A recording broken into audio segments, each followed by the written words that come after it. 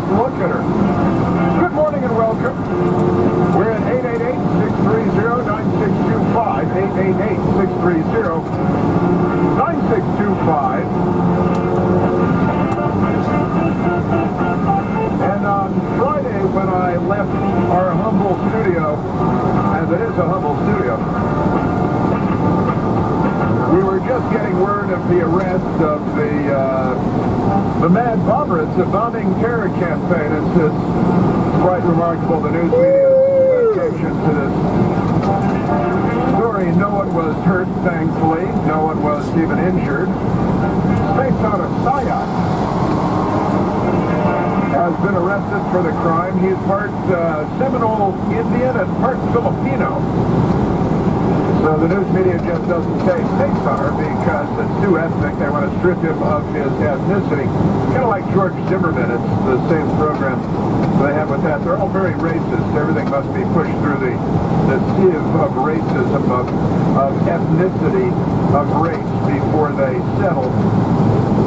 And then on Saturday, and again, I'm glad we caught the creep. He's a nutcase, a mental case, long criminal history, long history of even bomb threats in the past. One against the electric company. He was threatened to blow up the electric company over some issue he had with, the power company. And so he's a nut, he's a kook, and he's apparently a Trump fan. So he sent out these fake bombs. None of them that we're aware of were capable of actually detonating, capable of going off. For whatever reason, we don't know for sure. That story, of course, fell by the wayside on Saturday when a horrible massacre took place at a synagogue in Pittsburgh, Pennsylvania. And the news media, as we know, are only capable of talking about and covering one story at a time. And this horrible story emerged on Saturday. And there were 11 people killed at this synagogue, 6 additional people wounded, including, I believe, 4 police officers. And the individual who attacked the place, the creep, the psychopath, is a frothy anti-Semite, and because everything must be political, he is a frothy anti-Trump person, too, a Trump hater. And that's worthy of note. If you watched NBC News, and I watched NBC News last night, on the television, their network news broadcast at 6:30 or whatever it was, and they had at least 2 stories with 2 different reporters reporting on the incident from Pittsburgh, the massacre from Pittsburgh, and at no point did NBC News bother to mention, although they talked about him, the killer. I like to use their names as infrequently as possible. They talked about the killer, they talked about his social media profile, and never once did they mention all of his anti-Trump stuff. They just left that out.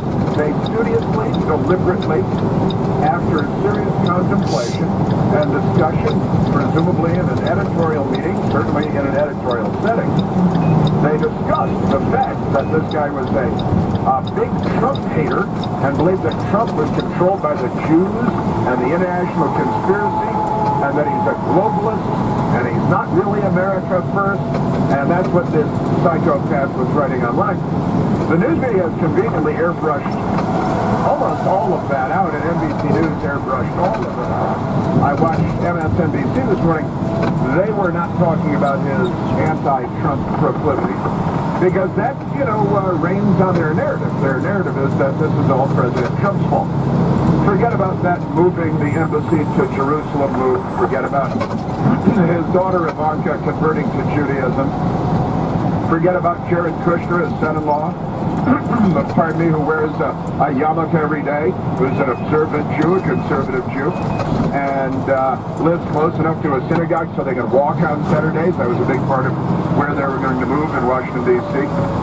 Forget about the fact that President Trump was involved in New York City, Manhattan, real estate development, and finance, both of which might be considered to be kind of Jewish-rich environments.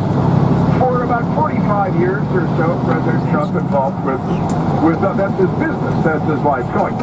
But now they're calling him an anti-Semite because a psychopath went into a synagogue and murdered 11 people and shot 6 more. So it must be Trump's fault. But you have to keep in mind, of course, that that hurricanes are Trump's fault, that wind speeds are Trump's fault, that rainfall is Trump's fault, that when George Washington University multiplies the number of people killed by 2 hurricanes in Puerto Rico, they multiply it by 46. They take the actual number of people killed, the recorded number of people killed, multiply it by 46, call it science, give it to the news media, and then say it's Trump's fault. This is what they do. And this is, honestly, the moment the 9/11 call went out on Saturday in America, and I say this with sadness in my heart, with great lament, the camps in Washington and New York and the media in America began picking this apart like vultures to grab pieces that served their political cause. Was it an AR-15? All right, that one goes into the Democrat/liberal column. Yes, it was. Were there semi-automatic missiles? Yes, they were. Oh, okay. Well, that's they had 4 guns. One AR-15 style rifle, they say. Plus 3 apparently semi-automatic pistols, handguns. I think all 3 of them are Glock pistols. And there's no AR-15. That's bad for the Democrats' cause, because this is one of the things they want to ban. They want to ban. So they look at, everybody looks at this through the prism of politics now. And I was discussing this earlier this morning. My friend Marty and I, going back and forth, texting on Saturday, talking about how sickening it is that we now have to go through this vulture process, the culture of vultures. And we have to pick this tragedy apart and assign political blame because there are midterms coming up. And that's sick. That is a cultural sickness. It's a political sickness. It's a media sickness. It's sick. It's inhuman. It's appalling. And I'm disgusted by it. And honestly, I came in this morning saying, this is not the whole blame thing of this, the Democrats win this because there's an AR-15, because he's an anti-Semite, although he's a Trump hater. So the news media just airbrushes that out of the reporting. They just airbrush that out of the story. He's a Trump hater. Well, you say, no, he's on this right-wing website that it's an alternative to something. And he said hateful things on there. And he didn't. People say hateful things on those sites all day long, which is why I don't really go to those sites and don't do those things. One of the reasons, anyway. But they look to tag Republicans with the guilt of this person, and Trump in particular, which they now claim President Trump is an anti-Semite. I really haven't seen a lot of that, claiming he's an anti-Semite with his Jewish daughter, his Jewish son-in-law, central advisor, all the Middle East based up, the shoring up relations again with Israel after Barack Obama demolished our relations with Israel, and with that just demolished, and with Netanyahu battling up with the Muslim Brotherhood in Egypt and rejecting our ally there, Hosni Mubarak, who has kept the peace in the region for generations, and Barack Obama was all over the place. Really severe anti-Semitism from Barack Obama, hanging with the Minister Louis Farrakhan, hanging with his pal, the Reverend Jeremiah Wright, when asked whether he's going to be meeting with Barack Obama, he of course said, the Jews won't let me meet with Barack. The Jews won't let you meet with Barack? And the news media just said, that's fine. But what's the he's just his spiritual counselor for 20 years, presided over his wedding, baptism of his children. His spiritual guidepost. He's told me to let him talk to me. That Jews ain't going to let him talk to me. That's the thing for Reverend Jeremiah Wright. And that's fine, because that doesn't rub off on Barack Obama or on the Democrats. That's not how that works. But the Democrats, they've got Farrakhan, they've got Jeremiah Wright, they've got William Ayers and Bernardine Dohrn with their free Gaza stuff, getting weapons into Hamas to kill Jews with, and all that's okay. You've got all the anti-Israel left, the divest from Israel left, the anti-Israel campus left, the anti-Israel faculty lounge left, and forget about all that. It's really the Republicans who who are the party of anti-Semitism. How completely absurd. Completely insane. Cory Booker he's got issues at LGBT gatherings, I guess. He's got a Twitter account, and he said on his Twitter account, "We must counter this hate after the shooting, the massacre in Pittsburgh on Saturday. We must counter this hate with love, and love's public face, which is justice." See, he took a turn for the political there right away in the first half sentence. Tireless work for justice and peace. Yeah, well, honestly, love to him means like a hand on your shoulder in the men's room as he tries to force you to your knees. But we'll set that aside for a moment. Congressman Steve Scalise sent out a tweet in response to the initial AP reports saying his heart is broken and offering his prayers to members of the Tree of Life Synagogue, where 11 were killed, and 6 more were wounded. And, of course, a lefty reporter by the name of Matthew Iglesias jumps in with David Duke without the baggage. So he's calling Steve Scalise, who was nearly shot to death by a Bernie Sanders volunteer, a left-wing Democrat who was fueled by MSNBC and Rachel Maddow and all of that good stuff. He's, and they just get a free pass on him. They're because they control the media, the left. The Jews? No, the left. The left controls the media. And they decide what's important news and what's not. Steve Scalise was targeted by an assassin who wanted to have Bernie Sanders volunteer, who met with Bernie Sanders people in his Bernie Sanders office in the Senate on Capitol Hill. And that doesn't rub off on Bernie Sanders or the Democrats, not when it comes to the media. That's fine. That's okay. It was another suicide attack. He had to be shot to death by the police. They murder police officers across the country, from Ramos and Lou in New York. Another suicide attack by another nation of Democrats. The anti-police rhetoric of Barack Obama and the Democrats led directly to that and to Dallas, where 5 police officers were murdered and I think 7 more wounded. But Baton Rouge, where 3 or was it 4 more were murdered in another suicide attack. And the anti-police rhetoric, of course, was never the problem in the news media. All the Democrats and Obama and the anti-police, everybody's racist, all the police are racist. Hands up, don't shoot, never happened. Remember that? And that's from Eric Holder, who says when they go low, we kick them. And that rhetoric never manifests itself in any way. All the political violence of the left over the last several years now, not really a part of their record. None of it went on their permanent record. None of that goes on their report card as far as the media is concerned. It's truly extraordinary. And I put a question out this morning about whether, what it is that you're going to be voting about. What it is you're going to be, when you go into the voting booth a week from tomorrow, what is it that's going to be going through your mind? What is it that you're thinking about now when it comes to voting? And MSNBC this morning, I turned them on at 6 a.m. I have a DVR. I can do all kinds of magic tricks. And I looked at them within the first 6 minutes.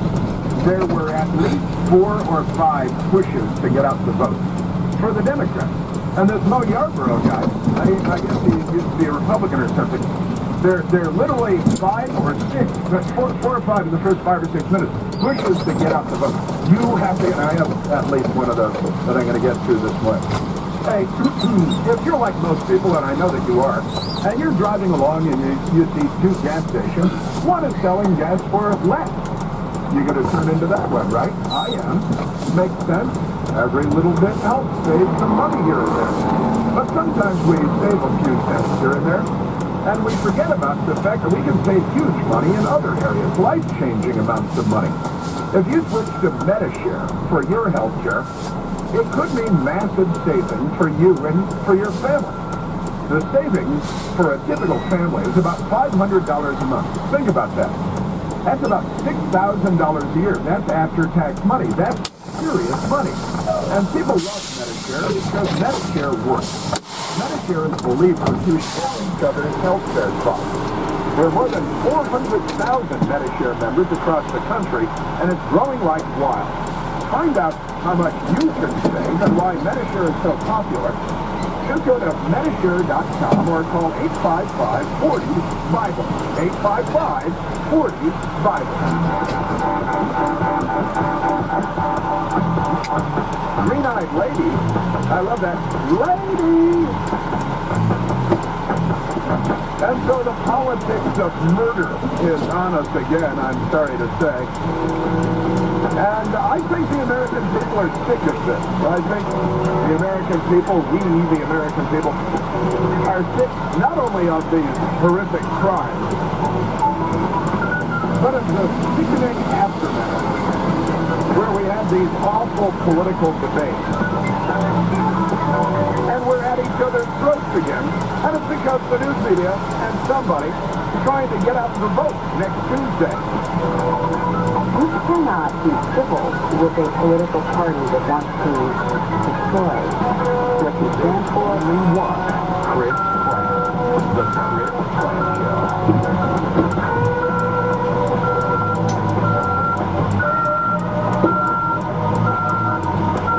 Like most people, when you see two gas stations and one sells gas for a little less, you go to that one. It makes sense. Every little bit helps. But here's what's weird, though. Sometimes we save a few cents here and there and ignore opportunities to save huge money, life-changing money. If you switch to Medishare for your health care, it could be a massive savings. The typical saving for a family is $500 a month. Think about what you could do with that. Over time, just do the math. That's $6,000 a year. That's real money. And yes, people love it, and they love it because it works. It's believers who share each other's health care costs. More than 400,000 people are now members of Medishare, and it's growing like crazy. Find out how much you could save and why Medishare is so popular. Just go to Medishare.com or call 855-40-BIBLE. That's 855-40-BIBLE. Medishare.com or 855-40-BIBLE.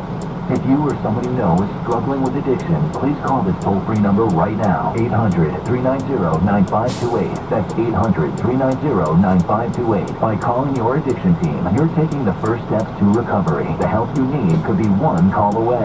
800-390-9528. Make the free call now. 800-390-9528. Your addiction team is a third-party advertiser for various treatment centers and placement networks. Individual results will vary. Visit youraddictionteam.com/terms for more information. I'm pretty handy around the house, but now that I have kids, I don't want to spend my Saturday installing a toilet or fixing an air conditioner. But thankfully, there's Home Advisor.